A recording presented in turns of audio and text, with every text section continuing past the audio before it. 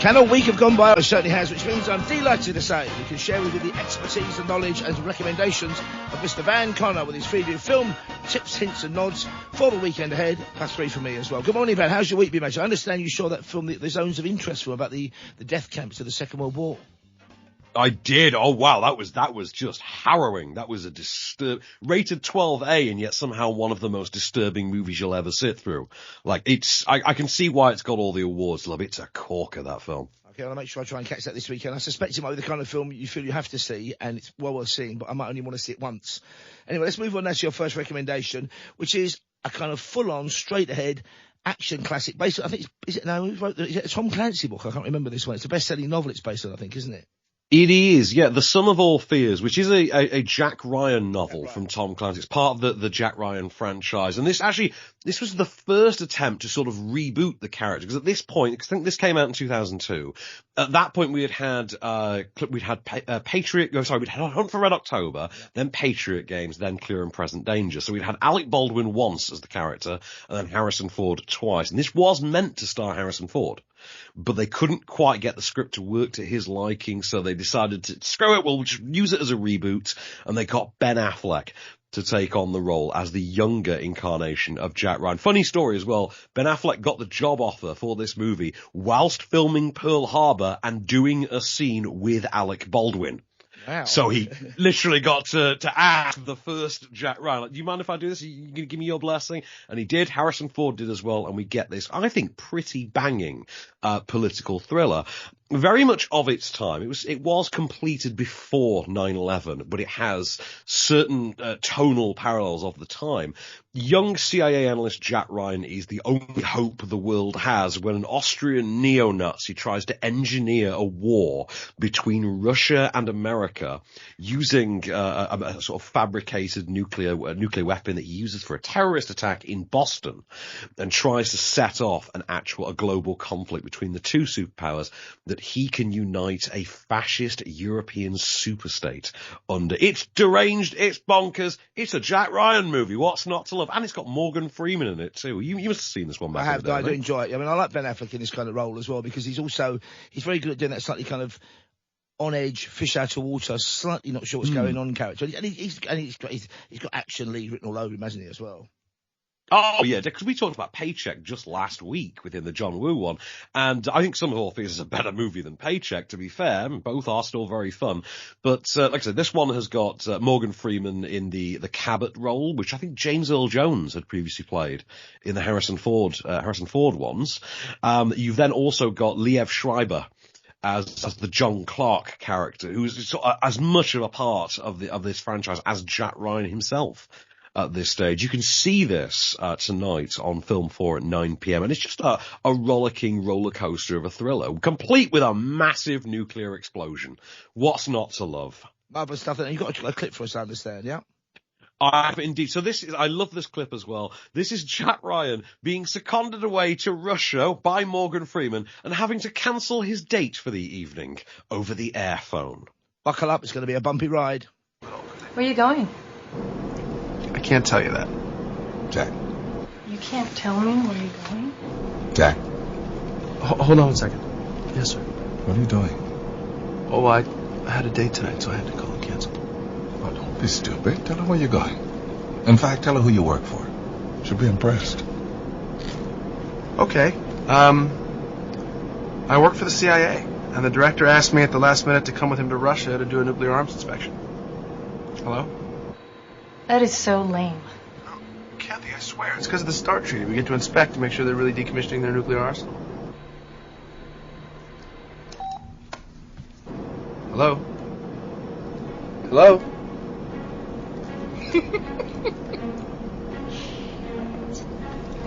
Thanks. Thanks a lot. Should have said he was a plumber. Always goes down well, guaranteed income, plenty of money, and that's a cracking film. Now, I've got a film, I'm not sure what you make of this one. I really enjoyed it in a perverse way when it came out. It didn't really do that well, although I think they plan to try and get for 2 sequels out of it. Kevin Costner, as you've not seen him before, he's played the odd kind of rogue and thuggish character since then. He plays a multi-millionaire serial killer in the film Mr. Brooks, which is on tonight, 11:15 on Great Movies. Great cast this. It's got Demi Moore, William Hurt's in it, Dane Cook, and also the young actress Danielle Pennebaker as Mr. Brooks, Kevin Costner's daughter. Now, he's perfected a way to satisfy his homicidal urges as the thumbprint killer, who leaves a crime scene absolutely perfect, apart from a thumbprint somewhere in the scene of crime. And he's been doing this for a number of years. He's tried other methods of killing people, not quite as happy with them. It's very dark, very violent, and a bit twisted and surreal, because William Hurt is in it as Mr. Brooks' kind of devil inside him. No, it doesn't really exist. He's the kind of voice that, you've been a very good boy for a while.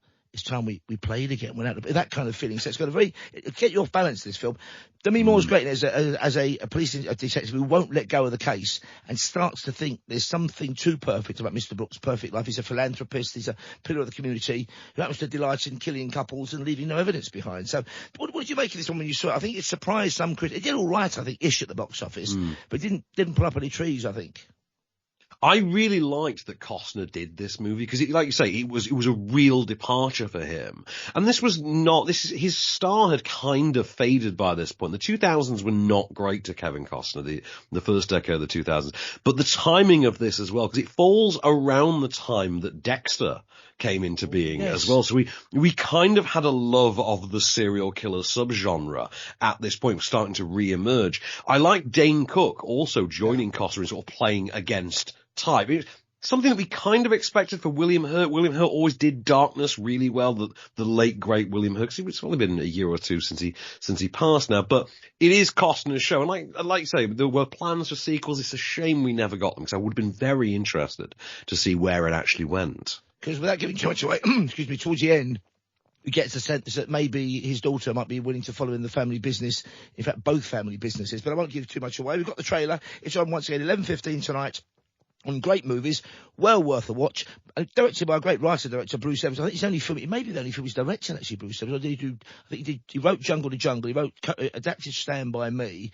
I think he was involved, got up in Cutthroat Island, but he directed this one as well. Writer-director Bruce Evans. It's called Mr. Brooks, 11:15 tonight on Great Movies. Here's the trailer. God grant me the serenity to accept the things that I cannot change, courage to change the things that I can, and wisdom to know the difference. Ladies and gentlemen, I give you the Portland Chamber of Commerce Man of the Year, Mr. Earl Brooks.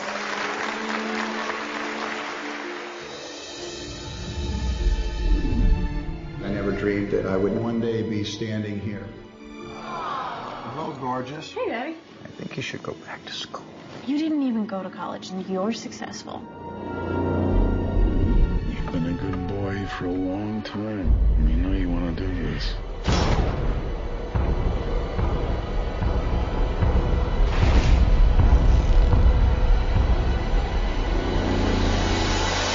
Hello. Oh dear. I've got another Kevin Costner recommendation coming up. But first, you're going to tell us about your Saturday recommendation. What's on the blocks for us tomorrow that you're going to recommend? I love the film. I mean, I wanted to do this on myself, and you got there first. Darn you. That's my thing. Every week I have to make sure I get my picks in before you do, Paul, just so I can get the choice selections. It is, of course, Nobody, which I believe this is the UK TV premiere. This is on Channel 4, Saturday night, 9 p.m. And what a perfect time slot for this one. This is one of the best action movies of the past decade. It is directed by Ilya Naishuller, who gave us Hardcore Henry. A while back, the first-person perspective shoot 'em up. It is written by Derek Kolstad of the John Wick franchise, and the whole thing comes to us from 87 North, who of course gave us the John Wick series, Atomic Blonde, Violent Night, and what was the recent one? Silent Night as well. This is an absolute corker. Stars Bob Odenkirk. This is during the run of the Breaking Bad spin-off Better Call Saul, so he's kind of typecast in that role at this point, but this is him absolutely stepping out of that casting to play a downtrodden, sort of beta-cut male, a very ordinary everyman who's kind of just down, a very grey person, very pasty, grey, uneventful man who just goes through the motions in life.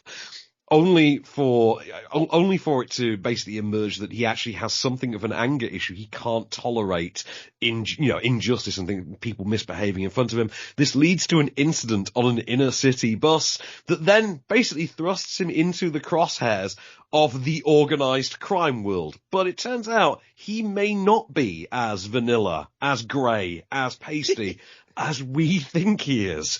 It's an absolutely brilliant ride. Like I say, the bus sequence on its own is just an all-timer, just wonderfully choreographed, brutal, hard as nails, face to the glass, action fest.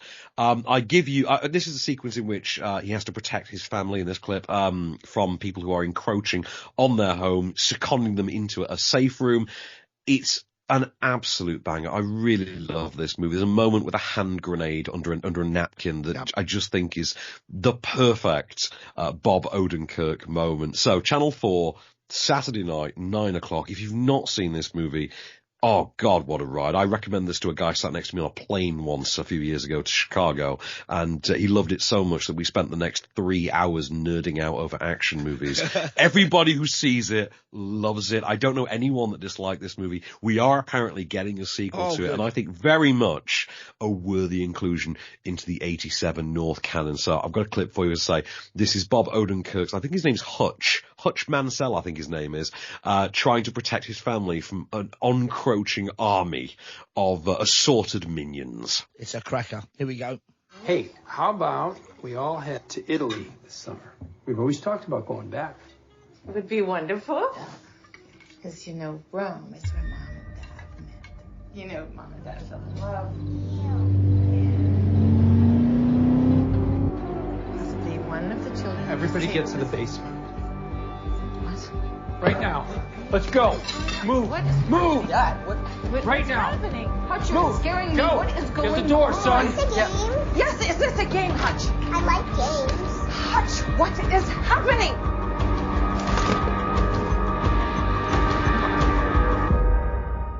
Don't call 911.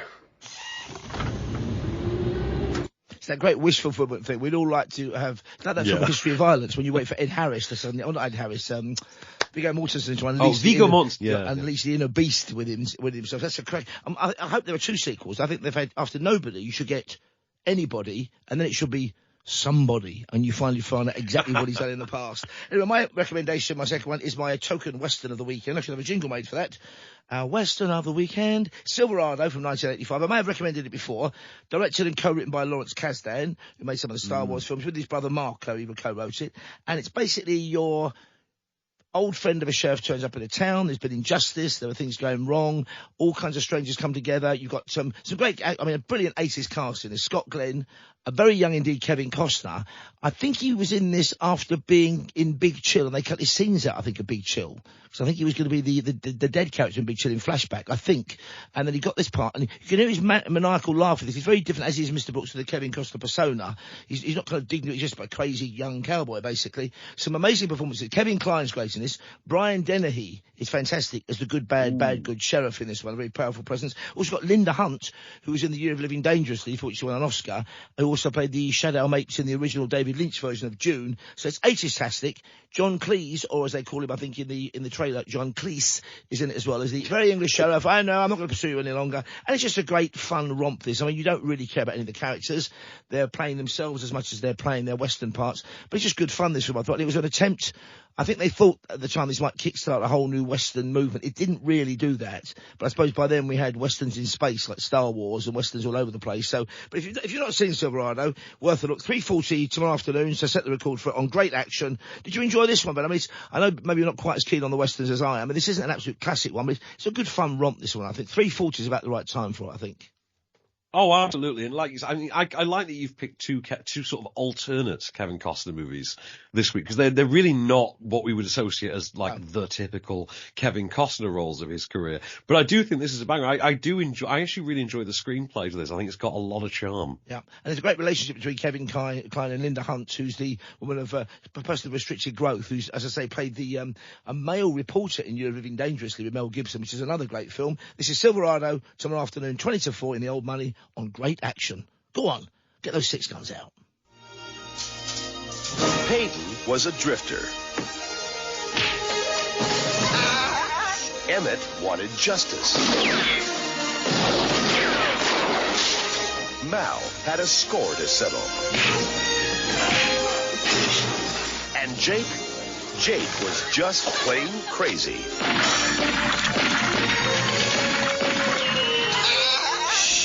Yeah, that crazy laugh at the end is Kevin Costner, folks. So he would have made a good Joker around that period as well. And Scott Glenn says, I mean, he's a great, an under 80 actor, I think, Scott Glenn.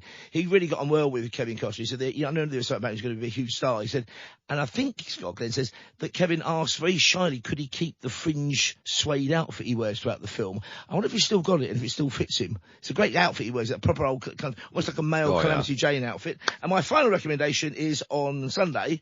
And I must confess, I came to this film very late. Because when Ant-Man was released, I thought, I remember the Ant-Man comic book, and it wasn't a huge hit, and I know he was involved in the Avengers, and that was the dull early phase of the Avengers, so I didn't go along to see it in the cinema. I called up with it about 2 years or 3 years after it was released on a plane, and I was absolutely blown away by it. It was funnier than I expected, it was wittier, it was cleverer, and it wasn't part of the ongoing kind of over the top as it developed into Infinity Stones, all people are going to be dead in every universe, huge tragic consequences. It was just great fun, the way superhero films are meant to be. There's seriousness in it, you care about the people involved in it, but Michael Douglas is brilliant in it, and Paul Rudd is fantastic as Ant-Man himself, and it spawned, I think, at least one sequel, and I think there's a Wasp on the way as well now, and it's basically good. It's what Marvel films ought to be before I think they got too overblown, and you can catch this one Sunday afternoon, 3:45 on BBC One, and you had the pleasure, I believe, of interviewing Michael Douglas when this film came out in 2015, Van, is that right? I did. Michael Douglas and Paul Rudd and the director Peyton Reed, we got for the press for this. I mean, I think it's actually a terrific movie. This is basically a Marvel heist comedy, for lack of a better term. It was originally, because this has been in development since the beginning of the MCU, was meant to have been written and directed by Edgar Wright, until he walked away from the project, allegedly because of sort of creative differences. The story that has emerged in the years since is that he didn't like the idea of having to integrate it with the MCU. Wow. And the quote that he's come out with is, he was up for making a Marvel movie, but they weren't up for making an Edgar Wright movie, is how he said it. So we got Peyton Reed taking over directing. Paul Rudd wound up co-writing it with, I think it was Adam McKay. And that's how we get this. It actually has a lot more ties to the MCU than you think. There's a whole sequence, for instance, where Anthony Mackie cameos as the Falcon to sort of tie it in. And we wound up getting 2 sequels out of this. The first one, Ant-Man and the Wasp, in, I want to say 2016, 2017, thereabouts. Very fun. That had Walton Goggins in, which is always a hoot in my books. And then we got the truly dreadful Ant-Man Quantumania. Yeah, that was terrible. A couple of years ago. Yeah, that was pretty poor. Why did you do my boy MODOK dirty? Why? But you know what? The first one is a cracker. I'm a big fan. The entire, the final sequence in which we get a prolonged action beat on a child's train set is worth the movie on its own. I think it's a blast. What a ride. And also Michael Pena and David Dastmalchian stealing every scene they get as Paul Rudd's mates in this, frankly, brilliant. It's like a heist movie about an incredible shrinking man, just set in the MCU. I think it's a great movie. I was going to mention the fact that Bobby Cannavale's in it, who's one of my favourite actors. You know, playing not the most decent of characters in this one. It is Ant-Man. It's on 3:40 Sunday afternoon. 3:45. Let's get it right, Paul. 3:45 Sunday afternoon, BBC One. It's Ant-Man. Enjoy. Imagine a soldier the size of an insect.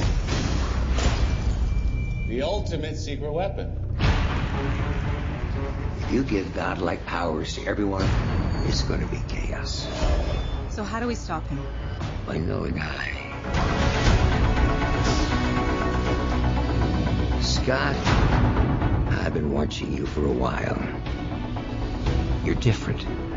And I believe everyone deserves a shot at redemption. Do you? Absolutely. My days of breaking into places and stealing stuff are over. What do you want me to do?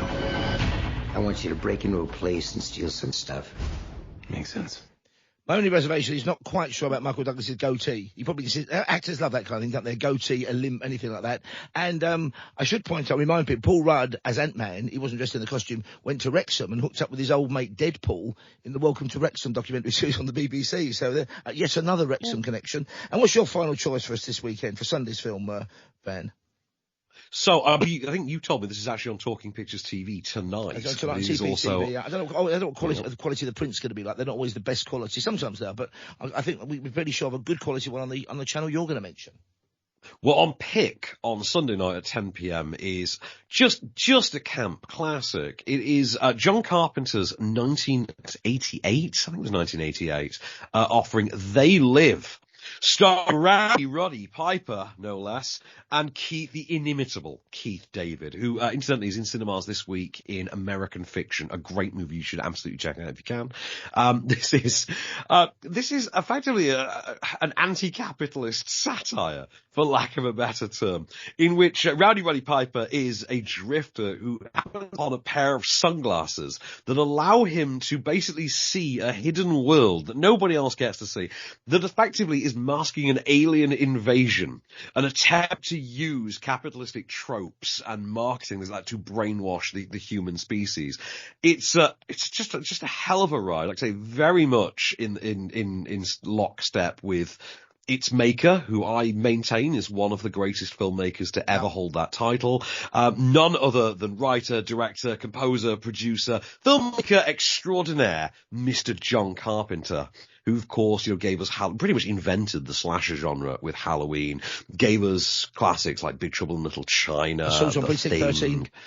Assault on Precinct 13, Escape from New York. Yeah. There's so many great ones, you forget them almost. But it is known, of course, for that one line of dialogue, and I'm going to give you that in a very truncated clip, because it's not a movie that you can really pick choice dialogue from otherwise. But say 10 o'clock Sunday night on Pick. If you've never seen They Live, well, you haven't lived, clearly. So I'll pass you over to Rowdy Roddy Piper himself, and the line that for me is just one of the greats of the 80s. And a word to the wise folks: if you're going to watch this film, make sure you don't run out of you know what.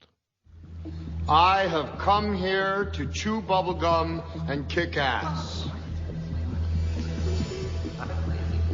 And I'm all out of bubblegum.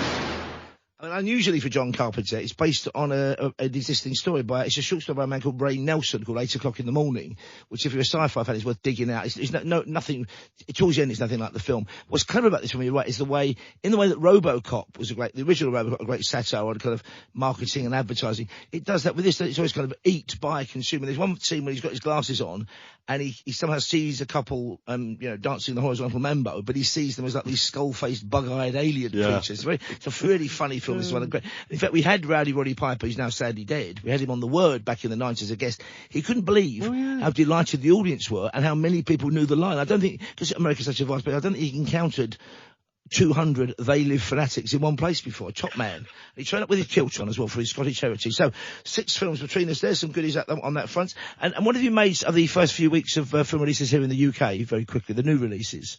You mentioned you've seen the Auschwitz film, which does sound a grim but a must-see film. Oh, I mean, Zone of Interest is, it's really something. It's truly an experience. It's like nothing else I've ever seen. We've also got this week, the release of, say, American Fiction, with Jeffrey Wright. He's up for Best Actor, for that. And I can see why the film is absolutely. And have you seen Argyle, the Henry Cavill who didn't get James Bond sound of James Bond type film, if that's what it turns out to be? Have you seen Argyle yet? I had the pleasure of going to the Argyle premiere the other night, and it's fine. It's a decent enough sort of 3-star. Right? It's a bit convoluted and a bit needlessly overcooked, and I would say it's about as good as the Kingsman prequel, better than the Kingsman sequel, but still not as good as Kingsman. So they might be putting that in the posters, but I know exactly what you mean, Ben. Top man himself, Anne Connor, will join us next week, of course, on talkSPORT and talkRADIO, and of course, he's the host or co-host of the Off-Screen podcast, which I'm imagining is dropping in a couple of hours' time. It will indeed. 8 a.m. You can find us, but we've got all of those, and of course the new animated movie from Illumination, Migration, it's called as well, which is basically National Lampoon's Vacation with animated ducks. Hey, and there's a thought.